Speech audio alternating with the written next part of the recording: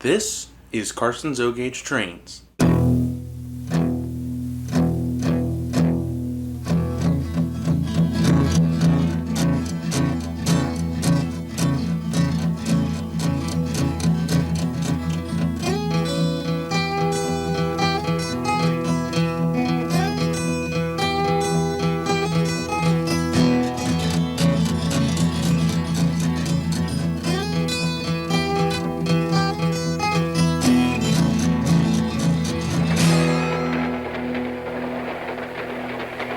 Hey everyone, welcome back. I've gotten a question or two about what's the differences between O and O27 gauge. Well, in this video, I'd be happy to answer your questions. Before we get started in comparing the two types of track, I'll give you a little background history. In 1927, Lionel bought Ives, the great toy train manufacturer that brought into the standard gauge market such classic sets as the Olympian and the Orange Banker Special, just to name a few. But from Ives, Lionel got two great things. First being the 3-position directional unit, or E unit, and the second being O27 track. Once Lionel got this O27 track, they started equipping in train sets through the pre-war, post-war, and modern eras, and many pieces were developed for the track as well. O27 is a great type of track to use on small layouts, in tight spaces, and if you don't have a lot of room, you can fit a lot of track in a small amount of real estate. The rails on O27 track are the same distance apart as normal O-Gauge track, except O-Gauge track is made with a much heavier metal or steel used for the magnet traction. The most noticeable feature with O27 track is the sharpest curves out of any Lionel track Lionel's ever made. 8 curved sections make a full circle, and that full circle measures 27 inches in diameter. Through the years, the O27 line has gotten their own switches, operating tracks, and crossovers, such as the 90-degree and 45-degree crossovers. As I said before, Lionel designed specific locomotives to operate on O27 track. Some examples include the Aqua FAs, EMD Jeep 7s and Jeep 9s, and some nice mid-sized steamers like the 2035s, 2037s, 2046s, and so on. Lionel did make some locomotives that will not run on O27 track. These include the 726 and 736 Berkshires, the 746 Norfolk and Western J, the 773 Hudson, all of the F3s, all of the Trainmasters, all the GG1s, and that's it for locomotives. Even some rolling stock pieces from the O-Gauge line were not able to operate on the tighter O27 curves. These include the 2500 series streamlined passenger cars, the Madison Pullman cars, the 6418 girder bridge, and the 6518 transformer car. We'll now talk about O-Gauge track. O-Gauge track has been in Lionel's line for almost a century, and is a staple track with most Lionel locomotives. Most of Lionel's post-war and pre-war locomotives were designed to run on the wide radius O31 O-Gauge track. If you got an O-Gauge set in the post-war era, you definitely got a premium set. O-Gauge track will not mate with O27 track, mainly because the rail profile on O-Gauge track is much bigger than O27. Plus the rails are much bigger, and the pins won't be able to fit into the smaller O27 rails. All post-war locomotives are compatible with O-Gauge track.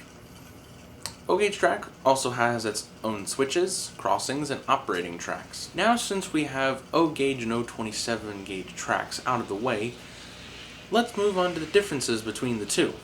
When comparing the differences, there isn't much. Lionel's numbering system in the post-war era helped to show what gauge the locomotives can run on. For O27 locomotives, Lionel used a 4-digit design and came in most O27 train sets. Examples for these include the 2025, 2037, 2033, and 2046. For O-Gauge locomotives, Lionel used a 3-digit design. These were used such on the 646 Hudson, 773 Hudson, and 681 turbine. Although most locomotives were either a 3-digit or 4-digit, a good portion of Lionel's locomotives had a O27 counterpart from the O-Gauge counterpart. For example, the 2020 turbine is the O27 counterpart of the 671 turbine, just like the 2046 Hudson is the O27 counterpart to the 646 Hudson. With number changes, these locomotives are just the same version yet built for either O27 gauge sets or O gauge sets. An O27 set would include O27 track and O27 locomotive, yet it can run on O gauge track as well. With an O gauge set, it will include an O gauge locomotive, O gauge track, and it might be able to run on O27 track. All that O or O27 means is that your locomotive could run on O27 track, or it could run only on O gauge track. All in all, there isn't a big difference between O and O27. It all is depicting whether or not your locomotive can run on O gauge or O27 gauge.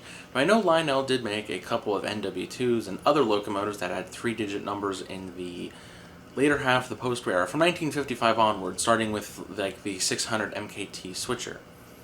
But just to show you something, here is a 2452X. Now this is a New York. This is a Pensy gondola, and as you can see, it's fairly short. Excuse the mess. This is my scrap car. Well, not my scrap car, my parts car at the moment. As you can see, it's very short in length. It's a very short car. Now if we pull out the mighty New York Central 6062 or 6462 gondola, as you can see how lengthy this piece is. It is a very lengthy piece. And if I get the Pensy car, put it up to the camera, and I'll just sort of match it end to end like that. As you can see, the New York Central gondola is much longer than the Pensy one. And this is to show that this is the Pensy car is an O27, is in an O27 Scout set, and this came in most O gauge sets in the time. I'll probably shoot some B-roll of that or something. But also, just like the 9 1/4 inch series boxcars and the 64 scale boxcars. And that's another thing too, is Lionel from 1950 onward started making more scale freight cars, like the 6462 gondola.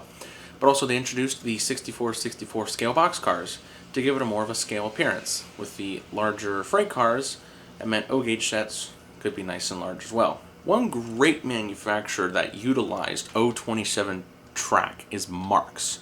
Marx in all their sets used O27 track and made their own O27 track. Just because Marx was the dime train sets, O27 track worked perfectly for them.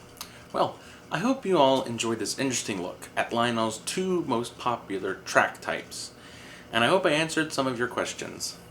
Thank you for watching. Be sure to hit the like button if you liked the video, and if not, that's okay. You don't have to like everything in life.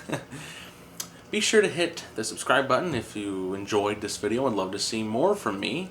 Be sure to hit it and hit the bell too, notifying you that, hey, he's got a new video out.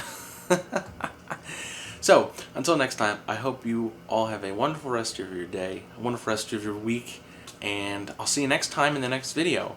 So, until we meet again, this is Carson from Carson's O Gauge Trains, signing off. See you later. Lionel, Lionel, the greatest little railroad in the world. Lionel, Lionel, now it has the mighty sound of steel.